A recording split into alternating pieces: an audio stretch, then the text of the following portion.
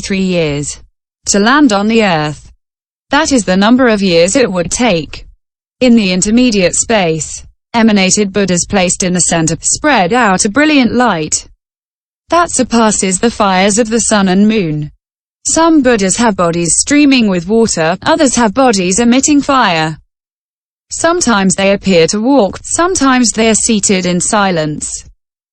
Some Buddhas go to beg their food, to make a gift of it to beings. Sometimes they preach the Dharma, sometimes they shoot out rays.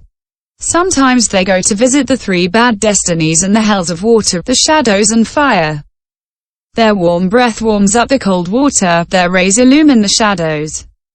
In the fiery places they breathe out a cooling breeze, skillfully they calm the torments of the damned. By pacifying them and calming them, they save them by the bliss of the Dharma. By all of these skillful means these apparitional Buddhas, all at the same time, wanted to save the innumerable beings of the 10 directions. When they had saved them, they returned to their starting point and re-entered the navel of the Buddha.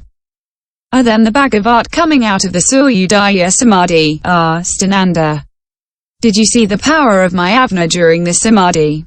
Ananda replied, "Yes, I saw it," and added, "If it is sufficient for the Buddha to appear for just one day in order that the disciples converted by him fill space, what would not the number of those converted amount to if he remained in the world for 80 years? This is why we say that one single Buddha, whose qualities and miraculous power are immense, suffices to convert the 10 directions without the need for other Buddhas." Argument number 2. Furthermore, the Buddha said, "A woman cannot be a cakravartin king, Sakradevendra, or Maradeva Raja, or Brahmadeva Raja. 2 cakravartin kings cannot reign together at the same place." Similarly, with regard to the Bhagavat with 10 powers, there cannot be 2 Buddhas existing in the same world.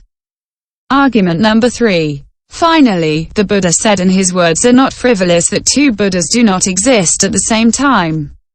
One thing that is difficult to find is a Buddha Bhagavat. It takes innumerable koti of kalpas to find one. In 91 kalpas, there have been only 3 Buddhas. Before the good kalpa, during the 91st kalpa, there was a Buddha called Viparayan, views of all kinds. During the 31st kalpa, there were 2 Buddhas. The first was called Sekan, fire, and the second Vishvabhu, victorious over all.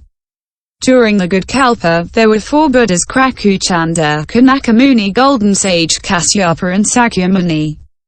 Except for these kalpas, all the others were empty, lacking Buddhas and miserable. If the Buddhas of the 10 directions existed, how could the Buddha say that the other kalpas lacked Buddhas and were miserable? Answer to the objections. 1. Refutation of argument number 1. Although the Buddha Sakyamuni, endowed with immense miraculous power, is able to create the apparitional Buddhas established in the 10 directions, preaching the Dharma, emitting rays and saving beings, he is, however, not able to save beings without exception. To claim the opposite would be to fall into the heresy that assigns a limit to existences and to deny the existence of the Buddhas of the past. Since the number of beings is inexhaustible, there must be other Buddhas than Sakyamuni to work for their salvation. 2. Refutation of argument number 2. You also object. The Buddha has said that a female cannot be 5 things. That 2 cakravartin kings cannot appear in the world simultaneously, and likewise that 2 Buddhas cannot exist in the same world at the same time. You do not understand the meaning of this text. The Buddhist sutras have 2 meanings. Some have a meaning that is easy to understand, others have a profound meaning, remote and difficult to grasp. Thus, at the moment of entering nirvana, the Buddha said to the bhiksus, "Henceforth, you must rely on the truth in itself and not on any authority, whatever it may be. You must rely on the meaning and not on the letter. You must rely on gnosis and not on discursive knowledge. You must rely on the sutras of explicit meaning and not on the sutras of indeterminate meaning." A. Relying on the truth in itself is keeping to the 12 categories of texts and not keeping to the authority of a person. B. Relying on the meaning, since goodwill or malas, defect or merit, falsity or truth cannot be attributed to meaning. It is the letter that indicates the meaning, but the meaning is not the letter. Suppose a man points his finger at the moon to people who doubt the moon's presence. If these doubters fixate on the finger but do not look at the moon, this man tells them, I am pointing to the moon with my finger so that you may notice the moon. Why do you fixate on my finger instead of looking at the moon? It is the same here. The letter is the finger pointing to the meaning, but the letter is not the meaning. This is why one should not rely on the letter. C. Relying on gnosis. Gnosis allows one to appreciate and distinguish between good and evil. Discursive knowledge is always seeking pleasure and does not penetrate the essence. This is why one should not rely on discursive knowledge. D. Relying on sutras of explicit meaning. Those sutras are of explicit meaning that say, of all the omniscient ones, the Buddha is foremost. Among all the texts, the Buddhist texts are foremost. Among all beings, the bhiksus are foremost. Through generosity one acquires great merit. Discipline allows one to be reborn among the gods, etc. On the other hand, that sutra is of indeterminate meaning which says, by preaching the Dharma teacher is assured of 5 benefits. Great merit, people's love, beauty, renown, final attainment of nirvana. Why is this sutra of indeterminate meaning? It is evident and easy to understand that generosity involves great merit, but it is not so clear that preaching the Dharma, which is not a material gift, is meritorious, as this sutra would have it.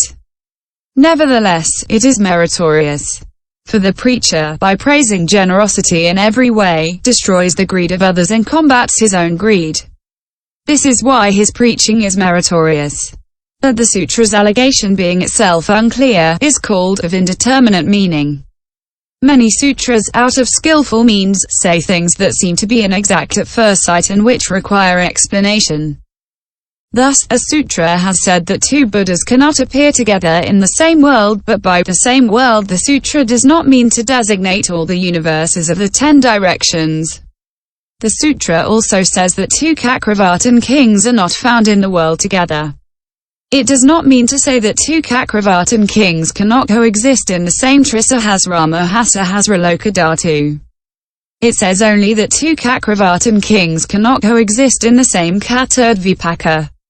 It is necessary to acquire very pure merit in order to reign over the entire world without encountering a rival, as is the case for the cakravartins. If there were 2 kings in the same world, that would mean that their merit was not pure.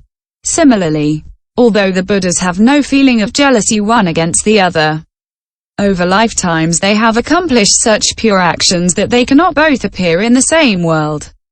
Namely, in the same TreatiseGreat consisting of a million Mount Sumerus, a million suns in moons. In the 10 directions, these TreatiseGreat are as numerous as the sands of the Ganges, and each of them constitutes the universe of a Buddha. Only 1 Buddha is found there, never 2. In one of these Buddha universes, the single Buddha Sakyamuni incessantly creates emanated Buddhas who resort to preaching.